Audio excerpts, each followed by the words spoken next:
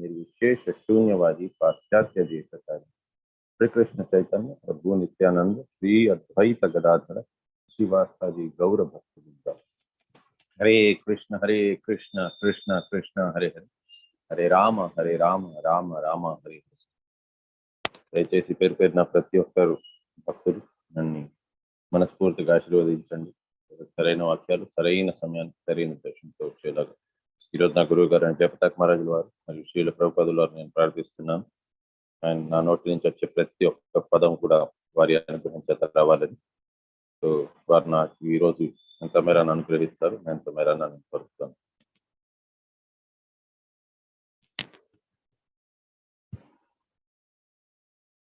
ఇది ఓం నమో భగవతే వాసుదేవాయ అంతా చదివేశారు. అయిపోయింది ప్రభుజీ. శ్లోక నెంబర్ 19, థర్డ్ క్యాంటో, 5వ చాప్టర్, 19th శ్లోకం. Oh Vidura, it is not at all wonderful that you have so accepted the Lord without deviation of the thought, for you were born from the semen of Vyasadeva. The value of great parentage and noble birth is evaluated here in connection with the birth of Vidura. The culture of human beings begins when the father invests his semen in the womb of the mother. According to his status of work, a living entity is placed in a particular father's semen, and because Vidura was not an ordinary living entity, he was given the chance to be born from the semen of Vyasadeva. The birth of a human being is a great sign, and therefore reformation of the act of impregnation according to Vedic ritual is called Garbhadhana Samskara. It's very important for generating good population. So, మన భౌతికమైన ఆలోచనల ప్రకారంగా పిల్లలు కనే ప్రక్రియ అనేది అది కేవలం ఒక అంటే ఎయిదర్ అది చెడు దీనిలాగా చూస్తారు, లేదనంటే దాన్ని కేవలం సుఖం అనే మార్గంలాగా చూసుకుంటారు. కానీ వేదాలలోని వాటిలోని దాని గురించి అసలు చెప్పనే లేదు. వేదాలలోని చెప్పబడింది ఏంటి అని అంటే అది చాలా గొప్ప ప్రక్రియ. కానీ ఎప్పుడు గొప్ప ప్రక్రియ అవుతుందని అంటే ఎప్పుడైతే దాన్ని ఆ పుట్టబోయే పిల్లల కోసమని వారు కూడా భక్తి మార్గంలో ఉండాలి అనే ఉద్దేశంతోని ఆ ఆలోచనతోని ఒకవేళ భార్య భర్త కలుస్తున్నారు అని అంటే అది భక్తి యుక్తమైనదే. అది దాంట్లోని కూడా భగవంతుడు నిహితమై ఉన్నారు అని చెప్పబడి ఉన్నారు. సో దాన్ని గర్భధాన సంస్కారం అని అంటారు. అది 16 సంస్కారాల్లోంచి ముఖ్యమైన సంస్కారాల్లోంచి అదొకటి. సో దానికోసమని అదేంటి అని అంటే ఎందుకు చేస్తారంటే ఒక ఉత్తమమైన పిల్లలు వారు భక్తి మార్గంలో ఉండాలి అనే ఉద్దేశంతో వారు కేవలం ఇవాళ కాలంలోని కొడుకు పుట్టాలి అని అనుకుంటారు. ఎందుకు అని అంటే కేవలం వారికి తర్పణం ఇచ్చేదానికోసం, పితృదేవతల కోసం, స్వార్థం కోసం అని పిల్లల్ని కంటారు. అంతేగాని అసలు ముఖ్యమైన ఉద్దేశం ఎందుకు అనేది మర్చిపోతారు. ఒక కొడుకు అనేది పాతకాలంలోని అసలు ఒరిజినల్ గా కొడుకు అనేది ఎందుకు కావాలి అని అంటే వారు అర్థం చేసుకొని, మామూలుగా ఆడపిల్లలంటే ఇతర ఎవరింటికైనా వెళ్ళి వాళ్ళకి పెళ్లి చేసిన తర్వాత వాళ్ళ భర్త వాళ్ళ ఇంటికి వెళ్ళి వారికి సహాయపడతారు. సహాయపడిన దాని వల్ల మాత్రమే వారికి తరించిపోవచ్చు. వారు సపరేట్గా భక్తి అనేది వారు చేసుకుంటే ఇంకా మంచిది. కానీ చేయలేకపోయినప్పుడు వారి భర్తకి వారు అంటే హెల్ప్ చేస్తే భక్తి మార్గంలోని ఈ రకంగా కూడా వారికి సగం భక్తి అనేది, సగం ఫలితం అనేది వారికి అందుకుంటుంది. కానీ మగవారికి ఏంటి అని అంటే వారు భక్తి అనేది ప్రాపర్గా నిర్వర్తించాల్సింది వారు. కాబట్టి మగపిల్లలు కావాలనుకునేది ఎందుకు అని అంటే వారు సన్యాసాశ్రమం అవంతా తీసుకోగలరు. ఈ ఆశ్రమాలన్నీ కూడా మగవారికి వారు చెయ్యాలది. ఆడవారికి చెప్పినది ఏంటి? సింపుల్. వారు పెళ్ళయ్యేంత దాకా వారి తండ్రి దగ్గర ఉండాలి, పెళ్ళైన తర్వాత భర్త దగ్గర ఉండాలి, వారికి భక్తి మార్గంలోని వారికి హెల్ప్ అవ్వాలి. సో వారికి వ్యతిరేకించకూడదు, భక్తి మార్గంలోని వారికి సహాయపడాలి భక్తి మార్గంలోకి. సో ఈ రకంగా సహాయపడ్డారు అని అంటే వారికి చాలు. అయిపోయినాక వారి పిల్లల దగ్గర. సో ఈ రకంగా ఉన్నారు అని అంటే వారికి భక్తిలోని వారు కూడా పరిపక్వత్వం చెందినట్లే. వారికి దానికంటే ఎక్కువ వారికి చేయవలసిన అవసరం లేదు. కానీ అదే వారు డివోషన్‌లోని ఆల్రెడీ ఉన్నారు అనంటే అది యాడెడ్ అడ్వాంటేజ్. సో, ఈ రకంగా కాకుండా ఇతర ఇంకా ఏ రీజన్ వల్ల పిల్లల్ని కనినా, లేక భర్త, భార్యలు గాని, లేకపోయిందా ఆడవారు, మగవారు గాని కలిసినా సరే కూడా, వారికి పుట్టబోయే వారందరూ కూడా వర్ణ సంకరమే అవుతారు. Unwanted population. అనవసరంగా భూమికి భారాన్ని పెంచేవారే. వారి వల్ల ఎవరికీ ఉపయోగం లేదు. వారి తల్లిదండ్రులకి ఉపయోగం లేదు. అసలు పుట్టిన వారికి, వారికి ఉపయోగం లేదు. వారి చుట్టుపక్కల ఉండే వారికి ఎవ్వరికీ ఉపయోగం లేదు. కానీ విదురుల వంటి వారు, వారు కేవలం వారొక్కరి కోసం అని చూసుకునే రకమే కాదు. లోక కళ్యాణం కోసం అని అతను అడిగే ప్రశ్నలంతా లోక కళ్యాణం కోసం అని. కాబట్టి ఇక్కడ విదురుల వారిని చాలా గొప్పగా కీర్తిస్తున్నారు. అది కూడా పుట్టింది కూడా ఎవరికి? యాక్చువల్‌గా మహాభారతంలోని ఏంటి అనంటే, కొన్ని మహాభారతం పీరియడ్‌లో జరిగినేటివి కలియుగంలోని అది బ్యాన్ చేయబడ్డాది. అది చేసేదానికి లేదు. సో, ఒరిజినల్‌గా విచిత్ర వీర్యులు వారికి యొక్క పిల్లల కోసమననమాట. సో, అంబిక, అంబాలిక వారికి భార్యలు. సో, వారికేంటి అనంటే విచిత్ర వీర్యులు వారికి వారు అనారోగ్యం కారణంగా వారు శరీరాన్ని త్యాగం చేసేస్తారు. కానీ వారి వంశం మరి పెరగాలి కాబట్టి అప్పుడు సత్యవతీ దేవి పిలిపిస్తారు. సో, అప్పటి కాలంలోని ఆ ప్రక్రియ ఉండేది. సో, భీష్మ పితామహకి చెప్తారు. నీ ద్వారా ఇప్పుడు పిల్లల్ని కనాలి అని. కానీ భీష్మ పితామహ చెప్పేస్తారు. నేను ఆల్రెడీ ప్రణం తీసుకున్నాను. కాబట్టి నన్ను మాత్రం అడగద్దండి అని. అప్పుడు వ్యాస మహర్షి భీష్మ పితామహ యొక్క సోదరుడు. కాబట్టి భీష్మ పితామహని అడిగిన తర్వాత అతను వద్దని అంటారు కాబట్టి అప్పుడు వ్యాస మహర్షిని అడుగుతారు. అప్పుడు వ్యాస మహర్షి కేవలం వీరి పట్ల కరుణ కొద్దీ వస్తారు. పిల్లల్ని కంటారు. కాకపోతే అక్కడ ఇద్దరు అంబిక, అంబాలికతో పాటు అక్కడ దాసి కూడా ఉంటారు కాబట్టి వారికి కూడా గర్భం అనేది వస్తుంది. సో, ఈ రకంగా ధృతరాష్ట్రుల వారు, పాండురాజు మరియు విదురుల వారు పుడతారు. సో, విదురుల వారు సో, విచిత్ర వీర్యుల వారి పుత్రుడు. కానీ అక్కడ ఇది మాత్రం యాక్చువల్‌గా గర్భము వచ్చినది ఇతని ద్వారా. వ్యాస మహర్షి ద్వారా. కాబట్టి వ్యాస మహర్షి అంత గొప్ప భక్తుడైన అతను సాక్షాత్ ఆయన ఏంటి అనంటే వ్యాసాయ విష్ణు రూపాయ, వ్యాస రూపాయ విష్ణవే. సో, వ్యాస మహర్షి ఎవరు అనంటే విష్ణు రూపం ఆయన. కాబట్టి వ్యాస మహర్షి ద్వారా వచ్చిన వ్యక్తి ఇతను విదురుల వారు కాబట్టి ఇతను సాధారణమైన వ్యక్తి అయితే కాదు. అది తెలుసు మైత్రేయుల వారికి. The problem is not to check the growth of the population, but to generate good population on the level of Vidura, Vyasa and Maitreya. ఏదో పుట్టారా అంటే పుట్టారా అన్నట్టుగా కాదు. అందరూ పుడతారు.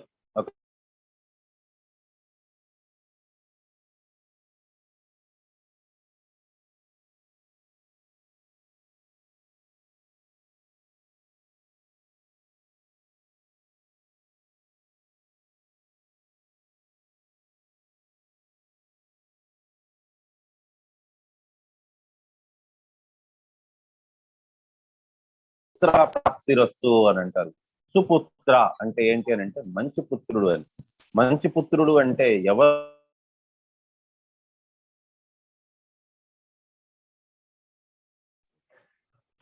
హరే కృష్ణ ప్రభు, మీ వాయిస్ బ్రేక్ అవుతుంది.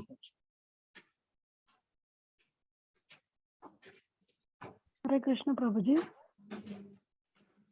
దాన్ని ఇతరులకి వ్యాపింప చేయగలిసేవాడు లాంటి వాడు ఉండాలి.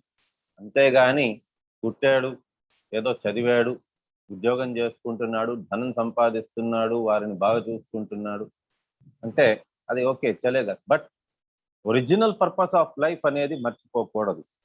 ఈ రకంగా చేయగలిసేవారు కాకుండా ఇతరులందరూ కూడా వర్ణ సంకరమే. కాబట్టి ఈవెన్ మనం చూసినట్లయితే మన దీంట్లోని పురాణాల్లోని వాటిలోని మనకి ఇద్దరు వంశస్థులు పుట్టారు. ఒకటి దైత్యులు, ఇంకొకటి వీళ్ళు దేవతలు. దైత్యులు ఎందుకు పుట్టారు అంటే ఇద్దరికీ కూడా తండ్రి ఒకరే. కానీ వారికి ఏంటి అని అంటే పుట్టేది దితీదేవి అకాలంలోని ఆవిడికి ఈ రకంగా సంభోగం చేయాలనే కోరిక కలుగుతుంది కాబట్టి అక్కడ పుట్టే వారందరూ కూడా దైత్యులు పుట్టారు. కాబట్టి ఈ రకంగా గర్భధాన సంస్కారం అనేది ఏంటి అని అంటే సరైన కాలము, సరైన సమయము, దాంతో పాటు పుట్టబోయేవారు భక్తులుగా పుట్టాలి అనే ఉద్దేశంతోని భగవంతుణ్ణి మనం జపిస్తూ భగవన్ నామ స్మరణ చేస్తూ ఆ రకంగా చేయవలసింది, అంతేగాని శారీరక సుఖం కోసం అని కాదు. ఆ రకంగా పుట్టే సంతానం ఏంటి అని అంటే లోక కళ్యాణం కోసం జన్మించిన వారు అవుతారు. మనకి ఇవాళ కాలంలోని ఇదంతా సంస్కారాలు కనుమరుగైపోయింది. So population, if the children are born as human beings, there is no need to check the growth of the population. If the children are born as human beings with all precautions regarding their birth, so-called birth control is not only vicious but also useless. So birth control అనే పేరు మీద చాలా చాలా అరాజకాలు కూడా జరుగుతున్నాయి. Abortions అనేది ఒక video కూడా ఉన్నది. పిల్లల్ని అబార్షన్ చేసేటప్పుడు వారు లోపల వారికి జీవము లేదు అని అనుకుంటారు, కానీ ఎంత దారుణంగా ఉంటుందంటే ఒక వీడియోలో ఎక్కడో చూసినట్టు గుర్తు, ఆ లోపల ఉండే శిశువుకి ఏంటి అని అంటే తెలుస్తూ ఉంటుంది ఇది వస్తోంది అని, కత్తిర లాంటిది వస్తోంది, దాంతో ముక్కలు ముక్కలుగా కట్ చేసి తీసేస్తారు అని భయపడుతూ ఉంటారు. కానీ అయినా సరే కూడా చాలా కర్కోటకంగా ఒక్కొక్క అంగాన్ని కట్ చేసి మరి లోపల శిశువుది దానంతా ఆ శిశువుని బయటికి తీసేస్తారనమాట. సో ఈ రకంగా బర్త్ కంట్రోల్ అనేది ఇది సరైనది కాదు. నిజంగా అసలు బర్త్ కంట్రోల్ అంటే ఏంటి అని అంటే కంట్రోల్డ్ బర్త్. బర్త్ కంట్రోల్ కాదు, కంట్రోల్డ్ బర్త్. అవసరం వచ్చినప్పుడు ఒక భక్తుడిని మాత్రమే కనేదాని కోసమని, అది సరైన పద్ధతి. అంతేగాని సంభోగం కోసమని, శారీరక సుఖం కోసమని అది చేసేది అదంతా మళ్ళీ దీని కిందకే వచ్చేస్తుంది, వర్ణ సంకరం కిందకి, అండ్ అది చెడు కార్యక్రమం కిందకి. భక్తి మార్గం అయితే కానే కాదు. సో ఈ రకంగా ఉంటే అది సరైన ప్రక్రియ. నెక్స్ట్ 20వ శ్లోకం. I know that you are now Vidura due to the cursing of Mandavya Muni, and that formerly you were King Yamaraja, the great controller of living entities. After their death, you were begotten by the son of Satyavati Vyasadeva in the kept wife of his brother. Mandavya Muni was a great sage. The Vidura was formerly the controller Yamaraja, who takes charge of the living entities after death.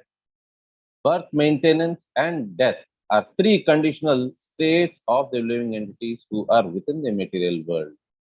So, janma, mrityu, jara, vyadhi అనేది ఈ లోకంలో ఉండేవారికి సహజంగానే వచ్చేది ప్రక్రియ.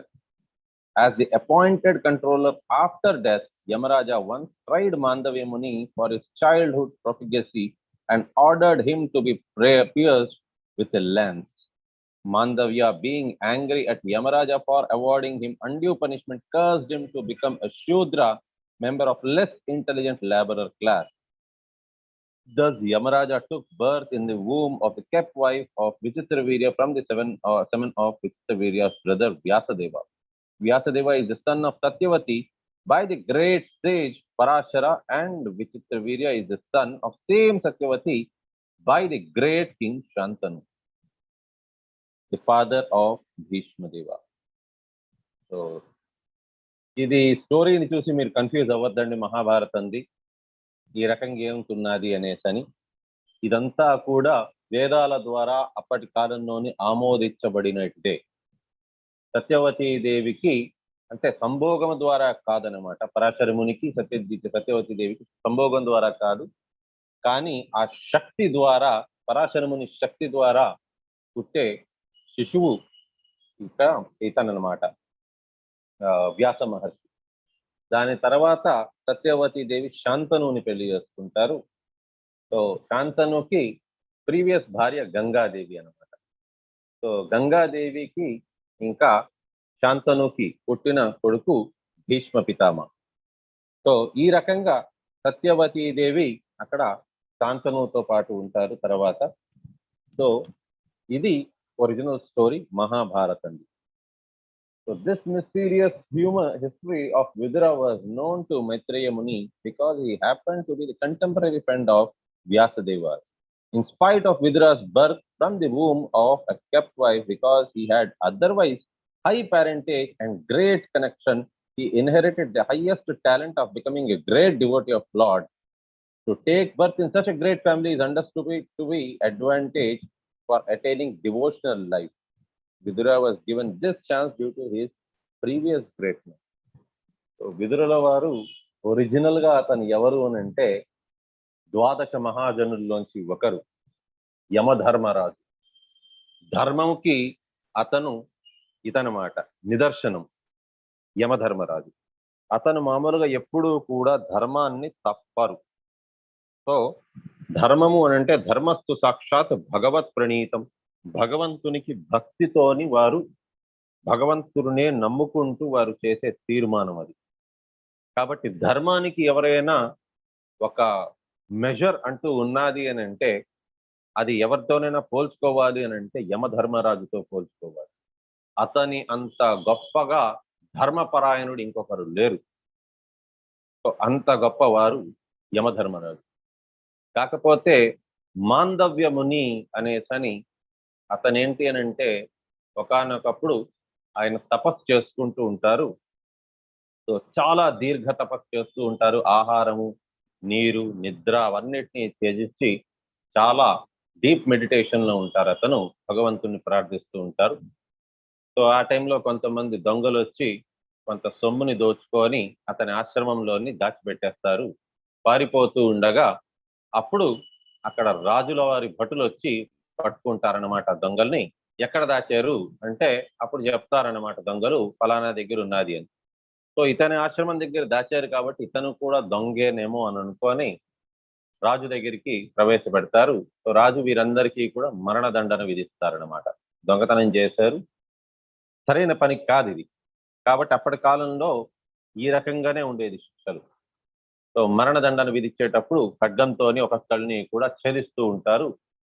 మిగతా వారు ధూర్తులందరూ కూడా చనిపోతారు. కాకపోతే మాందవ్యమునికి అర్థం కాదు ఏమైంది అనేసి. వారు మిగతా గొప్ప గొప్ప ఋషులని, మునులని అందరినీ కూడా అక్కడికి పిలిపిస్తారు. వారందరూ పక్షులు, జంతువుల రూపంలో వస్తారనమాట. వారందరూ అడుగుతారు రాజుని, మాందవ్యముని ఎందుకు మీరు ఇది చేస్తున్నారు, సంహరిస్తున్నారు అని. అప్పటికే ఛేదించబడతారనమాట మాందవ్యముని ఖడ్గము ద్వారా. కానీ ఛేదించిన తర్వాత కూడా ఏమవుతుందనంటే అతను చనిపోరు. ఎందుకనంటే ఆయనకి అన్ని శక్తులు ఉన్నాయి. సో అతని శరీరాన్ని త్యాగం చేయరు.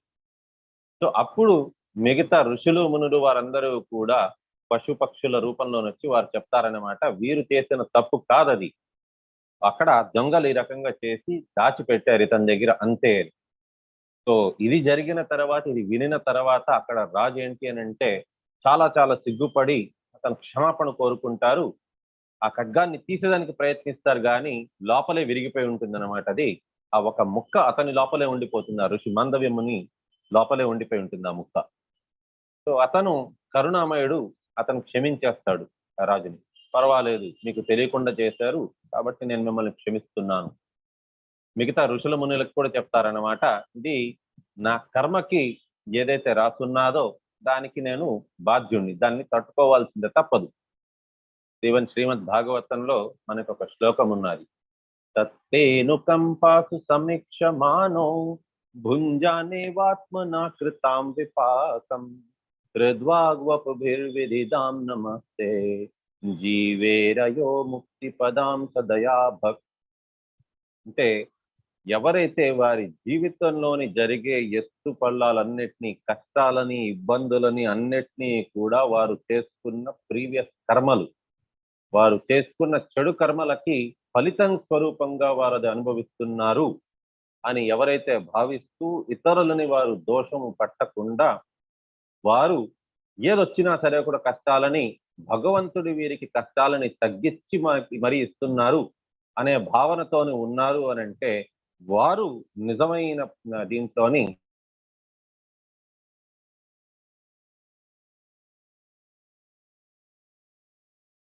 వారు వెళ్తున్నట్టు.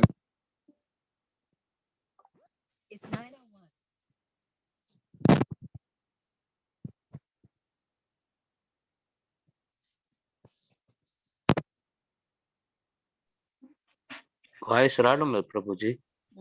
కట్ అయిపోతుంది ప్రభుజీ. కాల్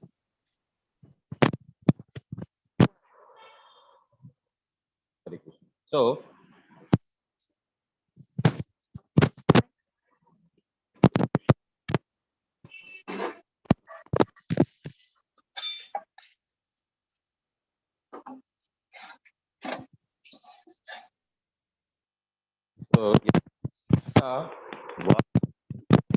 వాళ్ళనే వారు ఇవంతా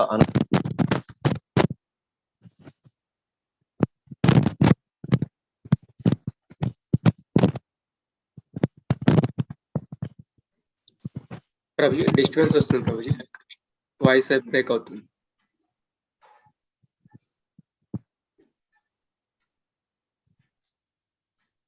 హరే కృష్ణ ప్రభుజీ. వచ్చిందా అదేమాట బెట